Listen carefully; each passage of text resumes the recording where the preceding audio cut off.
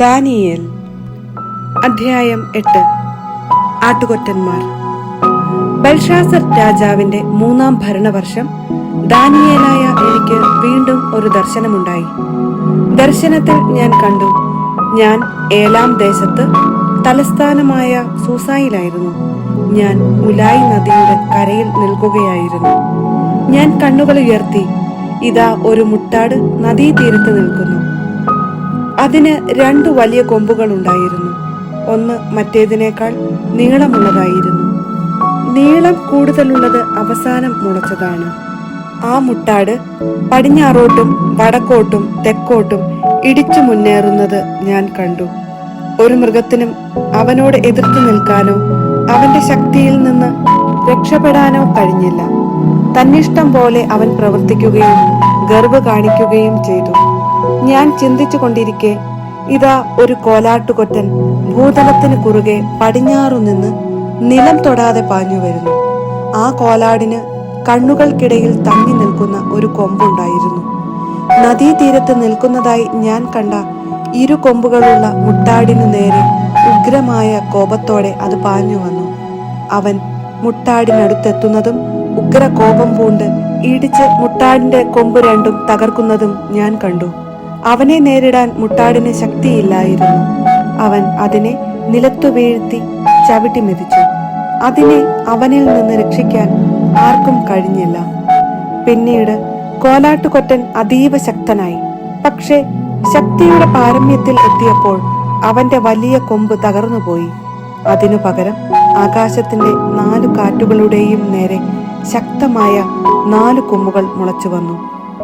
അവയിൽ ഒന്നിൽ നിന്ന് ഒരു ചെറിയ കൊമ്പ് മുളച്ച് തെക്കോട്ടും കിഴക്കോട്ടും മഹത്വത്തിന്റെ ദേശത്തിനു നേരെയും വളർന്നു വലുതായി. അത് ആകാശ സൈന്യത്തോളം വളർന്നു വലുതായി. നക്ഷത്ര വ്യൂഹങ്ങളിൽ ചിലതിനെ കുത്തി വീഴ്ത്തി ചവിട്ടി മെതിച്ചു. അത് ആകാശ സൈന്യത്തിന്റെ അധിപനെ വെല്ലുവിളിക്കുക പോലും ചെയ്തു. അവിടുത്തെ നിരന്തര ദഹന ബലികൾ മുടക്കുകയും വിശുദ്ധ മന്ദിരത്തെ കീഴ്മേൽ മറിക്കുകയും ചെയ്തു. ജനം തങ്ങളുടെ പാപം നിമിത്തം അവന്റെ പിടിയിൽ അമർന്നു. നിരന്തര ദഹനബലി മുടങ്ങി. സത്യം നിലത്തു വലിച്ചെറിയപ്പെട്ടു. കൊമ്പാകട്ടെ അടിക്കടി വിജയം നേടി. അപ്പോൾ ഒരു പരിശുദ്ധൻ സംസാരിക്കുന്നത് ഞാൻ കേട്ടു. വേറൊരു പരിശുദ്ധൻ ആദ്യം സംസാരിച്ചവനോട് പറഞ്ഞു, നിരന്തര ദഹനബലിയെയും നാശം വിതയ്ക്കുന്ന പാപത്തെയും വിശുദ്ധ മന്ദിരവും സൈന്യവും കാൽ കീഴിൽ ചവിട്ടി മെതിക്കപ്പെടുന്നതിനെയും കുറിച്ച് ദർശനത്തിൽ ഞാൻ കണ്ടത് എത്രത്തോളം നീണ്ടു നിൽക്കും? അവനോട് പറഞ്ഞു, 2300 സന്ധ്യകളും പ്രഭാതങ്ങളും വരെ. അപ്പോൾ വിശുദ്ധ മന്ദിരം പുനരുദ്ധരിക്കപ്പെടും. ദാനിയേലായ ഞാൻ ഈ ദർശനം ഗ്രഹിക്കാൻ ശ്രമിച്ചു കൊണ്ടിരിക്കെ ഇതാ എന്റെ മുൻപിൽ മനുഷ്യരൂപമുള്ള ഒരുവൻ നിൽക്കുന്നു. ഉലായി തീരങ്ങളിൽ നിന്ന് ഒരുവൻ വിളിച്ചു പറയുന്നത് ഞാൻ കേട്ടു, ഗബ്രിയേൽ, ദർശനം ഇവനെ ഗ്രഹിപ്പിക്കുക. ഞാൻ നിന്നിടത്തേക്ക് അവൻ വന്നു. അവൻ വന്നപ്പോൾ ഞാൻ ഭയവിഹ്വലനായി സാഷ്ടാംഗം വീണു. അവൻ എന്നോട് പറഞ്ഞു, മനുഷ്യപുത്ര, ഗ്രഹിച്ചുകൊള്ളുക, ഈ ദർശനം അവസാന കാലത്തേക്കുള്ളതാണ്. അവൻ എന്നോട് സംസാരിച്ചു കൊണ്ടിരിക്കുമ്പോൾ ഞാൻ മൂർച്ഛിച്ചു വീണു. എന്നാൽ അവൻ എന്നെ തൊട്ട് എഴുന്നേൽപ്പിച്ചു നിർത്തി. അവൻ പറഞ്ഞു, കാലത്തിന്റെ അവസാനത്തിൽ, ക്രോധത്തിന്റെ നിമിഷത്തിൽ എന്ത് സംഭവിക്കുമെന്ന് ഞാൻ നിനക്ക് വെളിപ്പെടുത്തി തരാം. യുഗാന്തത്തെ സംബന്ധിക്കുന്നതാണ് ഇത്. 2 കൊമ്പുള്ളതായി നീ കണ്ട മുട്ടാട് മേദിയായിലെയും പേർഷ്യയിലെയും രാജാക്കന്മാരാണ്. കോലാട്ടുകൊറ്റൻ യവന രാജാവാണ്. അവന്റെ കണ്ണുകൾക്കിടയിലുള്ള വലിയ കൊമ്പ് ആദ്യത്തെ രാജാവാണ്. തകർക്കപ്പെട്ട കൊമ്പിന്റെ സ്ഥാനത്ത് മറ്റു 4 മുളച്ചതുപോലെ അവന്റെ രാജ്യത്ത് നിന്ന് 4 രാജ്യങ്ങൾ ഉദയം ചെയ്യും.